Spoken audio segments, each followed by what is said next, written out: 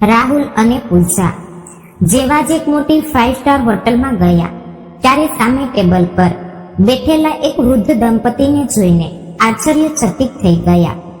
પૂજા ધણધણતી તેમની પાસે ગઈ અને ચીસ પાડતા બોલી, જુઓ જરા તમારા માતા પિતાને. કહે છે કે મારી પાસે પૈસા નથી અને અહીં હોટલમાં જમવા આવ્યા છે. વાહ રે વાહ, ઘડપણમાં હોટલમાં જમવાનો શોખ ચડ્યો છે. અત્યારે દેવું ઉતારવાનું ટેન્શન નથી આ લોકોને કે પૈસા બચાવીએ અને દેવું ઉતારીએ. હોટલમાં જમવા આવ્યા છે. ઘણીવાર સુધી વહુની વાતો સાંભળ્યા પછી ભાવનાબેને એવો કડક પાઠ ભણાવ્યો કે તેમની વહુ પૂજા પછી એક શબ્દ પણ બોલી ન શકી. હકીકતમાં સુરેશભાઈ અને તેમના પત્ની ભાવનાબેન એક નાના ગામમાં રહેતા હતા. સુરેશભાઈ એક સામાન્ય નાગરિક હતા જે ખેતી અને મજૂરી કરીને પોતાના બાળકોનું પેટ પાળતા હતા. તેમને એક દીકરો અને 3 દીકરીઓ હતી. બાળપણથી જ તેમનો દીકરો તેમની આંખોનો તારો હતો. તેઓ પોતાના દીકરાને ખૂબ જ પ્રેમ કરતા હતા. સમયની સાથે જ્યારે તેમના બાળકો મોટા થયા ત્યારે તેમણે નાની ઉંમરમાં જ પોતાની બધી દીકરીઓના લગ્ન કરાવી દીધા. કારણ કે ક્યાંક ને ક્યાંક તેમની વિચારસરણી થોડી પછાત હતી અને તેઓ પોતાના દીકરાના ભવિષ્ય પર જેટલું ધ્યાન આપતા હતા તેટલું પોતાની દીકરીઓ વિશે નહોતા વિચારતા. તેમણે તો શરૂઆતથી જ બસ એક વાત વિચારી રાખી હતી કે બસ દીકરીઓ 18 વર્ષની થઈ જાય એટલે તેમના હાથ પીળા કરીને પોતાની જવાબદારીમાંથી મુક્ત થઈ જવું. અને એટલે જ તેમણે શરૂઆતથી જ દીકરીઓના ભણતર પર કોઈ ખાસ ધ્યાન ન આપ્યું. તેમની દીકરીઓ ગામમાં ઘર અને ખેતરોનું કામ સંભાળતી અને ત્યાર પછી સમય કાઢીને થોડું ઘણું ભણી લેતી હતી. બાકી તો પોતાના ઘરના કામોમાં જ લાગેલી રહેતી હતી. તેમની જિંદગી લગભગ રોકાયેલી હતી. બધી બહેનોમાં નાની બહેન તો પણ થોડી હોશિયાર હતી અને ભણવા પણ માંગતી હતી. પણ જ્યારે તેમની મોટી દીકરી 19 વર્ષની થઈ તો તેની સાથે જ તેમણે નાની દીકરીના પણ લગ્ન કરાવી દીધા. જ્યારે કે તે હજુ 18 વર્ષની પણ પૂરી નહોતી થઈ. તેણે તો બહુ ના પાડી અને કહ્યું કે મારા લગ્ન જબરજસ્તી ન કરાવો. અત્યારે હું બહુ નાની છું. કાયદેસર રીતે આટલી નાની છોકરીના લગ્ન કરાવવા યોગ્ય નથી. એટલે તમે લોકો મારા લગ્ન ન કરાવો. પરંતુ દીકરીઓ ક્યાં મા બાપની સામે જીતી શકે છે? જ્યારે મા બાપે રડી રડીને કરગરીને તેને કહ્યું તો તે પણ માની ગઈ. આખરે મા બાપની ઇજ્જત જે રાખવાની હતી અને બિચારીને લગ્ન માટે હા પાડી દીધી. બધી દીકરીઓના લગ્ન તો થઈ ચૂક્યા હતા. બચ્ચો હતો તો માત્ર એકનો એક દીકરો. હવે અહીં તેઓ પોતાના દીકરા પર પૂરું ધ્યાન આપતા. તેના ભણતર પાછળ જેટલો થઈ શકે તેટલો ખર્ચ કરતા. અહીં સુધી કે 12મા ધોરણ પછી તેને આગળ ભણાવવા માટે તેમણે શહેરમાં પણ મોકલી દીધો. જ્યારે કે તેમના ઘરની પરિસ્થિતિ એટલી સારી પણ નહોતી. ખૂબ મહેનત કરી, રાત દિવસ કામ કર્યું અને દીકરાને આશીર્વાદ આપીને શહેરમાં ભણવા માટે આખરે મોકલી જ દીધો. હવે સમય ભલા કોઈના માટે ક્યાં રોકાય છે? સમયની સાથે સાથે નાની બહેનના જીવનમાં કંઈ કરી બતાવવાની ઈચ્છા પણ વધતી જતી હતી. તે પોતાના પગ પર ઊભી રહેવા માંગતી હતી. ઈશ્વરની કૃપાથી તેનો પતિ પણ સારો હતો. તેણે પોતાની પત્નીનો સાથ આપ્યો અને કહ્યું કે જો તું જીવનમાં કંઈ કરવા માંગે છે, આગળ વધવા માંગે છે તો હું તને રોકીશ નહીં. અને અહીં નાની બહેને પોતાના આગળના અભ્યાસની શરૂઆત કરી દીધી. તે રોજ સ્કૂલે નહોતી જતી પણ તેનો પતિ તેને પરીક્ષા અપાવવા તો લઈ જતો હતો. બાકીનું ભણતર તે ઘરે રહીને આસપાસના શિક્ષકોની મદદથી કરતી. અને બીજી બાજુ સુરેશભાઈનો દીકરો જે ખૂબ જ ઉદ્ધત અને કામચોર કિસ્મનો હતો. તેને ભણતર સાથે કોઈ લેવા દેવા જ નહોતા. તેના મા બાપ તો જબરદસ્તી તેને જિંદગીને ધક્કો મારી રહ્યા હતા. બાકી તે તો આગળ વધવાને લાયક જ નહોતો. પરંતુ મા બાપે તો નક્કી કરી લીધું હતું કે દીકરીઓનું તો થઈ ગયું જે થવાનું હતું. બાકી તેમનો ઉદ્દેશ પોતાના દીકરાને આગળ વધારવાનો હતો. તે હંમેશા પોતાની દીકરીઓને પોતાના દીકરાથી ઓછી આંકતા હતા અને પછી તેમના દીકરાએ તેમની સાથે જે કર્યું તેની આશા પણ તેમણે ક્યારેય નહોતી કરી. અહીં પોતાના દીકરાના ભણતર માટે તેઓ દુનિયાભરનું દેવું કરતા જઈ રહ્યા હતા, બસ એ વિચારીને કે એક દિવસ જ્યારે આની નોકરી લાગી જશે અને આ મોટો માણસ બની જશે તો અમે બધા પૈસા પાછા આપી દઈશું. એટલા માટે આપણે આપણા દીકરાને આગળ વધવા માટે જે બની શકે તે કરવું જોઈએ. આ જ વિચારીને પોતાના દીકરા માટે, તેના ભવિષ્ય માટે પોતાના ઉપર દુનિયાભરનો ખર્ચ કરતા રહ્યા. દેવાના પૈસા વધી જવાના કારણે બિચારા સુરેશભાઈ અને ભાવનાબેન બંને ખૂબ ચિંતિત રહેતા હતા, કારણ કે તેમના ઉપર એટલું દેવું હતું.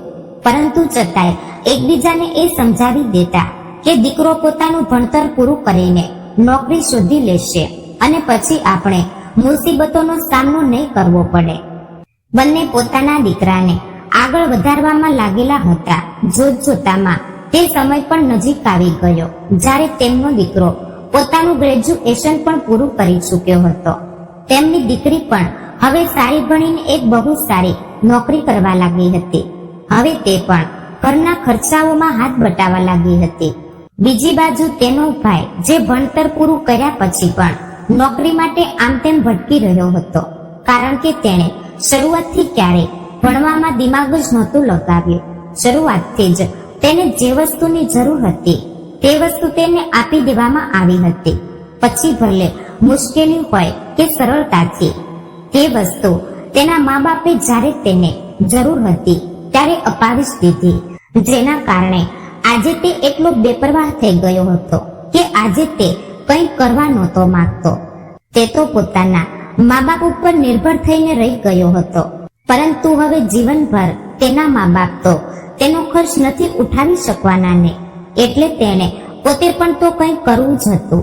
અને પછી હવે તેના લગ્નની પણ ઉંમર થઈ ચૂકી હતી, તો તેના મા બાપ એ જ ઈચ્છતા હતા કે તે જલ્દીમાં જલ્દી કોઈ નોકરી શોધી લે, જેનાથી તેઓ સારી છોકરીને જોઈને તેના લગ્ન પણ કરાવી દે. પરંતુ તેમને એ વાતનો અંદાજ નહોતો કે તેમના દીકરાના મગજમાં કંઈક બીજું જ ચાલી રહ્યું છે અને તેમનો દીકરો કેટલો નાલાયક નીકળી શકે છે.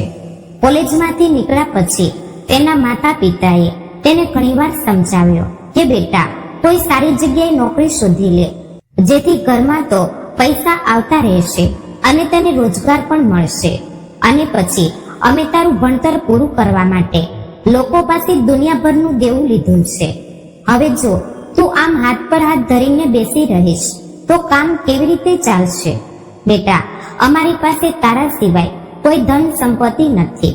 અમે કોઈ બીજી વસ્તુ પર ધ્યાન આપવાને બદલે માત્ર તારું ભવિષ્ય બનાવવા પર ધ્યાન આપ્યું છે. તારું ભણતર સારામાં સારું કરવાનો પ્રયત્ન કર્યો છે અમે. હવે તો તું બસ જલ્દીથી કોઈ નોકરી શોધી લે, પછી અમે પણ કંઈક વિચારીએ, કારણ કે દેવું પત્યા પછી તારા લગ્ન કરવા વિશે પણ તો વિચારવું છે ને. ત્યારે તે પોતાના મા બાપની દરેક વાત સાંભળીને હામાં હા મિલાવતો રહ્યો. હવે તેને નોકરી પણ મેળવી લીધી. શહેરમાં નોકરી કરવા લાગ્યો અને તેની નોકરી લાગ્યા પછી તેના માતા પિતા એ વસ્તુની રાહ જોઈ રહ્યા હતા કે ક્યારે જલ્દીમાં જલ્દી તે દેવું ઉતારી દે અને પોતાના દીકરાના લગ્ન કરાવી દે. અહીં તેમના દીકરાએ કદાચ કંઈ બીજું જ વિચારી રાખ્યું હતું. તેણે નોકરી કરવાનું તો શરૂ કરી દીધું હતું, પરંતુ પોતાના મા બાપ માટે નહીં, પોતાના માટે. તેના મા બાપે અત્યાર સુધી તેના માટે જે પણ કર્યું તેને એ વસ્તુ સાથે કોઈ લેવા દેવા નહોતા અને ન તો પોતાના મા બાપના દેવા સાથે કોઈ મતલબ હતો. તે પોતાના પૈસા જોડતો રહ્યો. મા બાપે પણ એટલા માટે પૈસા ન માંગ્યા કે કદાચ તે પૈસા ભેગા કરીને રાખી રહ્યો છે. તેમણે પોતાના દીકરા સાથે જ્યારે વાત કરી તો તે બોલ્યો, હા મમ્મી પપ્પા, હું પૈસા ભેગા કરી રહ્યો છું. તમે લોકો તમારા પૈસાથી ઘરનો ખર્ચ ચલાવો અને હું મારા પૈસા બચાવીને ચાલું છું. ત્યારે તો આપણે દેવાના પૈસા જે તમે મારા ભણતર માટે લીધા હતા તે આપી શકીશું. અને પછી જો દર મહિને પૈસા આવી જ નાની મોટી વસ્તુઓમાં ખર્ચ કરીશું તો દેવું કેવી રીતે ચૂકવીશું? દીકરાની વાત સાંભળીને બંને મા બાપ પણ બહુ ખુશ થઈ ગયા કે અમારો દીકરો કેટલો સમજદાર છે. અમારા કંઈ પણ કહ્યા વગર જ તે બધું સમજી ગયો. બસ મા બાપ જેમ તેમ કરીને પૈસા કમાતા અને એ પૈસાથી તેમના ઘરના બધા ખર્ચ ચાલતા. અહીં સુધી કે દીકરાની બાઇકના પેટ્રોલનો ખર્ચ પણ તેના મા બાપ જ ઉઠાવી રહ્યા હતા અને દીકરાને ઓફિસ જવા માટે બાઇક પણ અપાવી દીધી હતી. તો તેનો ખર્ચ પણ હવે વધી ગયો. દિવસો વીતતા ગયા અને હવે લગભગ 1 વર્ષ વીતવા આવ્યું. તો સુરેશભાઈએ પોતાના દીકરાને પાસે બેસાડ્યો અને તેની સાથે વાત કરી કે બેટા, હવે તારી પાસે થોડા પૈસા તો જમા થઈ ગયા હશે ને. હવે તું એક કામ કર, તું હવે પૈસા લાવીને મને આપી દે, કારણ કે મારા ઉપર લેણદારોનું બહુ દબાણ છે. એ લોકો દિવસે મને ધમકાવતા રહે છે. એવામાં હવે તેમના પૈસા આપવા બહુ જરૂરી થઈ ગયા છે. બધા નહીં તો થોડા થોડા સાચા, પણ થોડા પૈસા તો આપી દઈશ તો ઓછામાં ઓછું તે લોકો શોરબકોર તો નહીં કરે. એટલે કાલે તું પૈસા લાવીને મને આપી દે છે. ઠીક છે. ત્યારે તો તેણે હામાં ગરદન હલાવી દીધી. પરંતુ બીજા દિવસે પોતાના ઘરે તે કંઈક બીજું જ લઈને આવી ગયો. તે પોતાની સાથે એક છોકરીને લઈને આવ્યો અને પોતાના મા બાપને કહ્યું કે પિતાજી, મેં આ છોકરી સાથે લગ્ન કરી લીધા છે. હાલ અમે બંનેએ માત્ર કોર્ટ મેરેજ કર્યા છે, પરંતુ બાકી બધા રીત રિવાજ સાથે હું આની સાથે લગ્ન કરીશ અને તમારા આશીર્વાદથી જ. એટલે હું આને અહીં આજે તમને મળાવવા લાવ્યો છું. સુરેશભાઈ પેલી છોકરીને જોઈને એકદમ તમતમી ઉઠ્યા અને પોતાના દીકરા પર ગુસ્સામાં બરાડતા બોલ્યા, મેં તારી પાસે કંઈક બીજું જ માંગ્યું હતું અને તું તો કંઈક બીજું જ લઈ આવ્યો. આનું હું શું કરું? કહે મને, હું આનું શું કરું? તને લગ્નની એટલી જલ્દી હતી કે નોકરી કરવા ગયો કે નહીં અને આ છોકરીને લઈને ચાલ્યો આવ્યો? અરે, અમે શું તારા વિશે વિચાર્યું નહોતું? આજે નહીં તો કાલે તારા લગ્ન કરવાના જ હતા. શું મેં તને એ નહોતું કહ્યું કે એકવાર બધું દેવું ઉતરી જાય ત્યાર પછી અમે તારા લગ્ન વિશે પણ વિચારીશું? પરંતુ નહીં, એવું લાગે જાણે તારી ઉંમર નીકળી જતી હતી. લગ્નની જે તને એટલી જલ્દી હતી. ગુસ્સામાં સુરેશભાઈ કહી રહ્યા હતા અને તે આટલું બધું કહી જ રહ્યા હતા ત્યાં તેમનો દીકરો બોલ્યો, બસ પપ્પા, તમે મારી થનારી પત્નીની સામે મારી એટલી બેઇજ્જતી નથી કરી શકતા. આજ તો પ્રોબ્લેમ છે તમારા લોકોનો. ગામડામાં રહીને તમારી વિચારસરણી પણ આટલી જ નાની થઈ ગઈ છે. જ્યારે જુઓ ત્યારે પૈસા પૈસા કરતા રહો છો. અરે, મેં નોકરી મારા માટે મેળવી છે, તમારા લોકો માટે. જો કમાઈ કમાઈને તમને આપતો રહું તો પછી બહુ સારું. અને જો મેં મારા વિશે વિચારી લીધું તો મને ટોણા મારવા લાગ્યા. સાચે જ પપ્પા, દુનિયા કેટલી સ્વાર્થી છે. જ્યારે મા બાપ જ પોતાના બાળકો વિશે ન વિચારે તો કોઈ બીજા પાસે શું આશા રાખવી? આ વાત સાંભળીને સુરેશભાઈને વધારે ગુસ્સો આવી ગયો અને બોલ્યા, શું કહ્યું તે? સ્વાર્થી? હવે અમે બંને સ્વાર્થી થઈ ગયા છીએ એમ? શું નથી કર્યું અમે તારા માટે? જે અમારા વશમાં નહોતો તે ખુશીઓ પણ અમે તેને ખરીદીને આપી. ભલે ગમે તેમ કર્યું હોય, ક્યાંયથી પણ કર્યું હોય, પણ તે જે માંગ્યું અમે તેને લાવીને આપ્યું.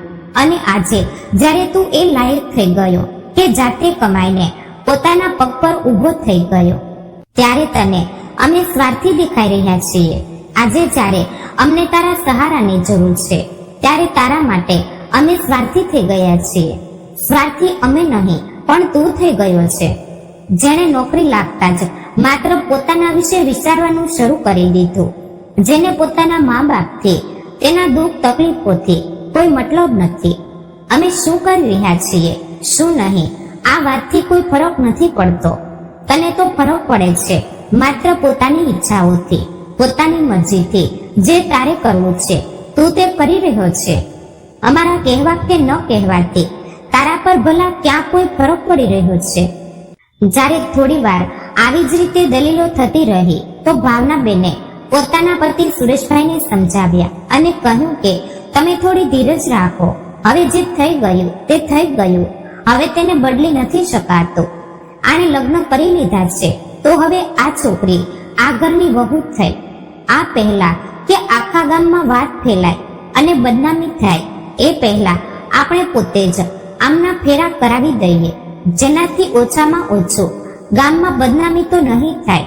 જેમ તેમ કરીને તેમણે સુરેશભાઈને સમજાવ્યા અને તેમણે તે છોકરીને ઘરમાં આવવા દીધી.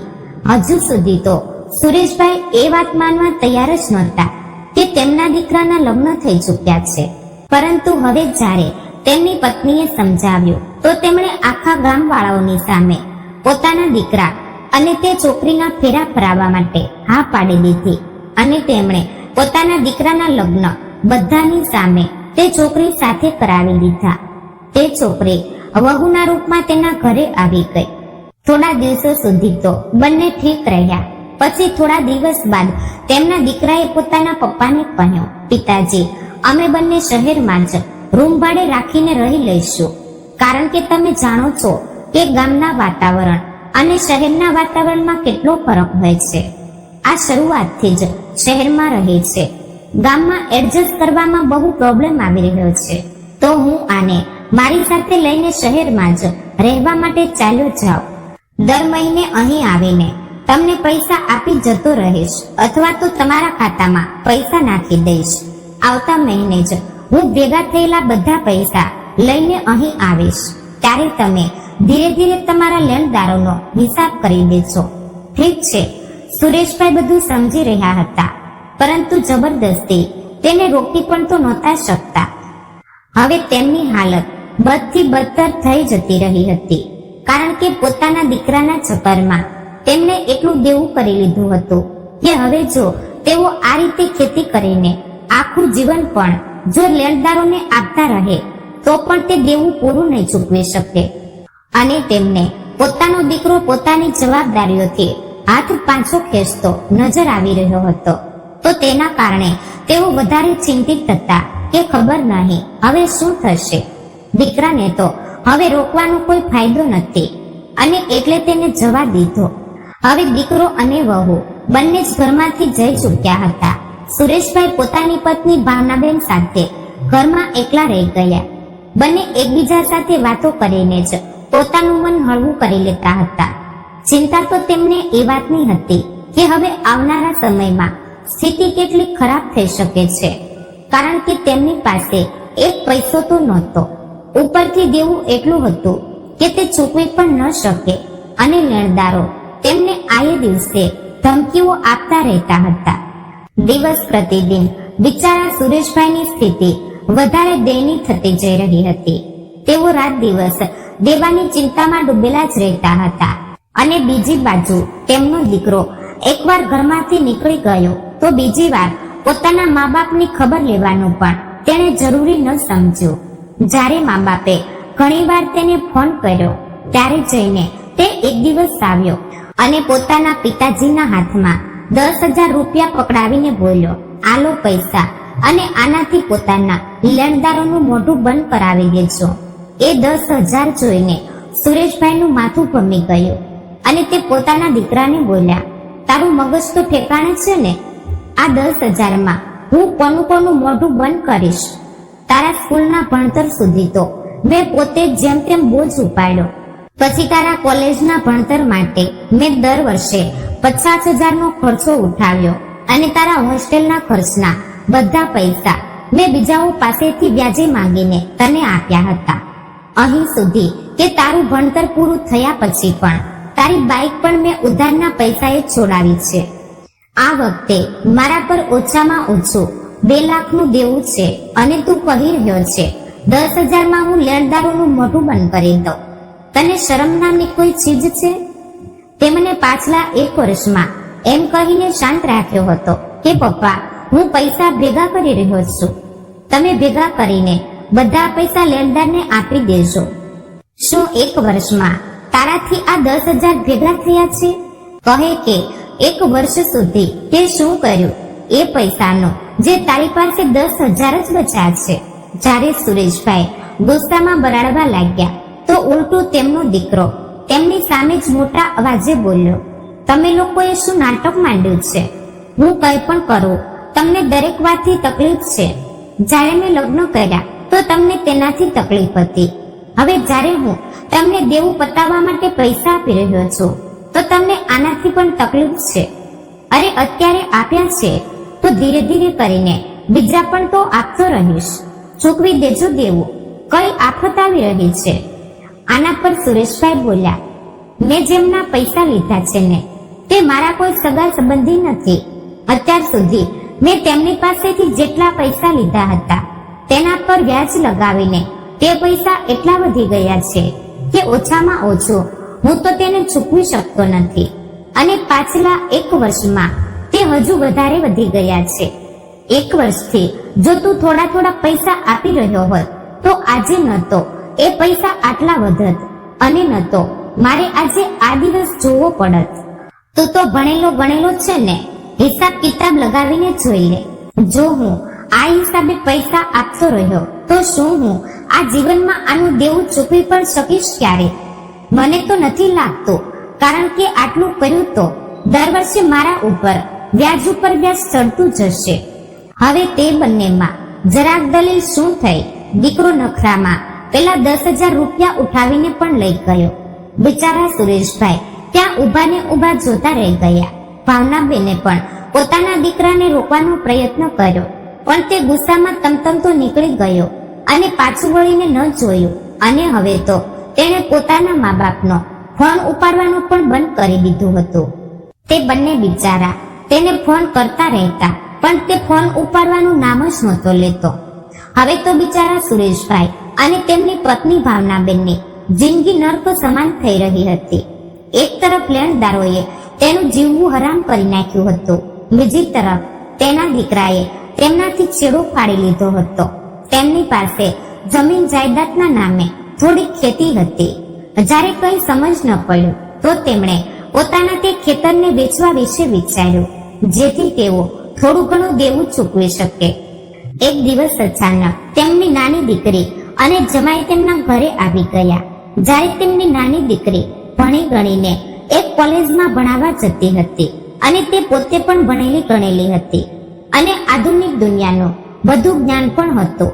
અચાનક આવી તો તેણે પોતાના મમ્મી પપ્પાની વાતો સાંભળી લીધી, પરંતુ સુરેશભાઈ અને ભાવનાબેને જેવા જ તેમને જોયા તો બંને ચૂપ થઈ ગયા અને પોતાની મુશ્કેલીને ભૂલીને પોતાના જમાઈનું સ્વાગત કર્યું. બંનેને અંદર બોલાવીને બેસાડ્યા, ચા નાસ્તો કરાવ્યો. હવે જ્યારે તેઓ બપોરના સમયે બેઠા હતા ત્યારે નાની દીકરીએ પૂછ્યું, પપ્પા, હમણાં તમે શું વાત કરી રહ્યા હતા?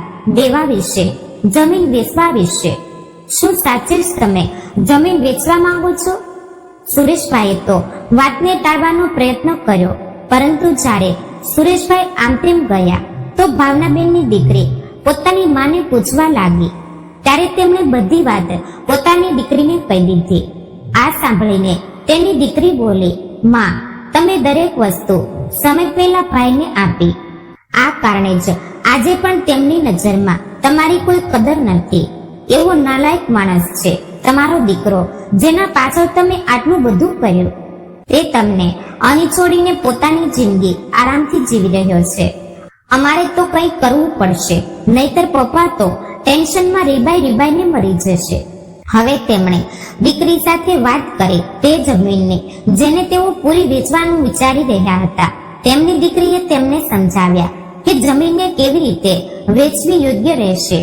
દીકરી અને જમાઈએ સાથ આપ્યો અને તેમણે પોતાની જે જમીનમાંથી એક પ્લોટ વેચી દીધો.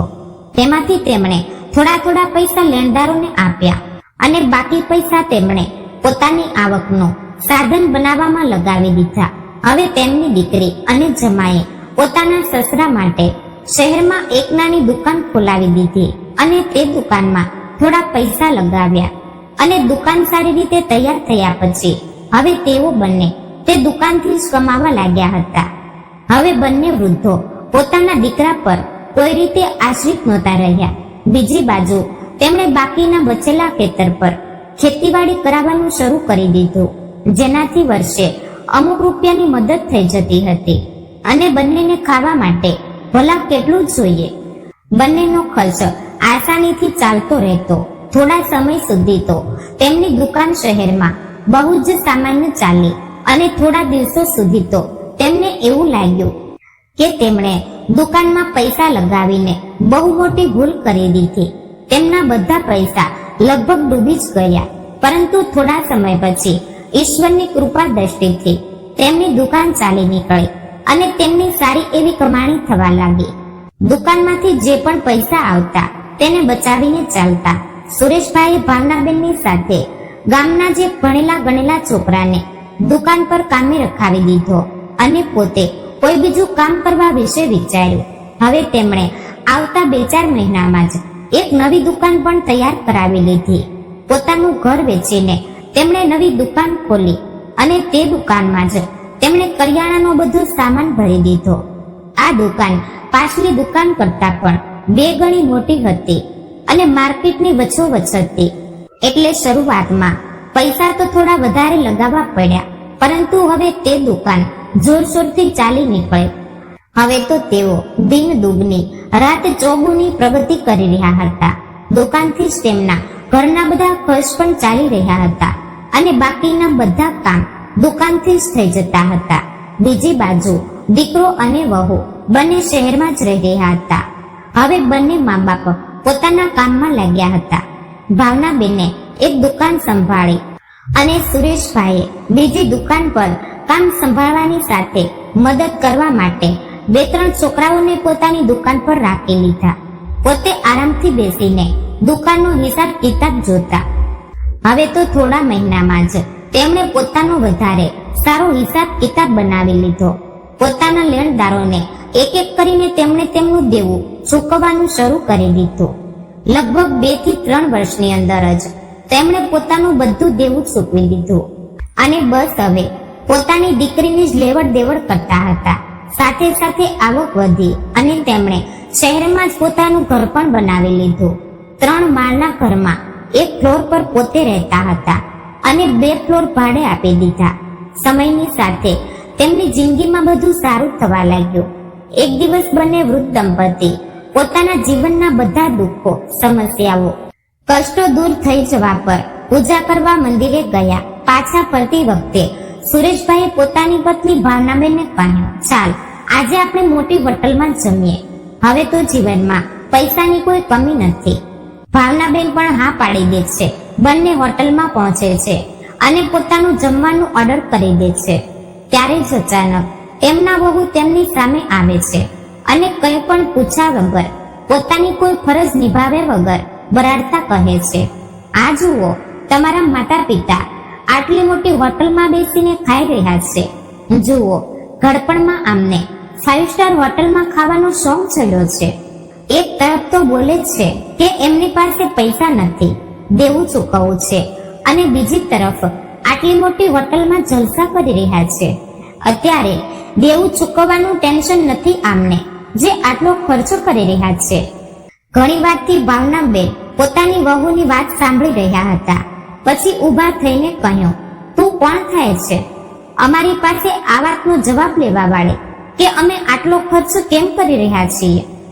અમને દેવું ચૂકવવાનો ટેન્શન છે કે નહીં? આ દેવું અમે અમારા માટે નહોતું લીધું. તું જે પતિના પૈસા પર જલસા કરી રહી છે, તે પતિને પૈસા કમાવા લાયક બનાવવા માટે અમે દેવું લીધું હતું. અરે અમને શું પડી છે દેવું ઉતારવાની? આખરે દેવું તો તારા આ સ્વાર્થી પતિ માટે લીધું હતું. તો દેવું તો આને ચૂકવવું જોઈતું હતું, પરંતુ નહીં. તારી સાથે લગ્ન કરતા જ બસ શહેરમાં જઈને વસી ગયો. પોતાના માતા પિતાને તો એકલા છોડી દીધા, પેલા લેણદારોની વચ્ચે દેવું ચૂકવવા માટે. આને તો પોતાનો દીકરો કહેતા પણ શરમ આવે છે.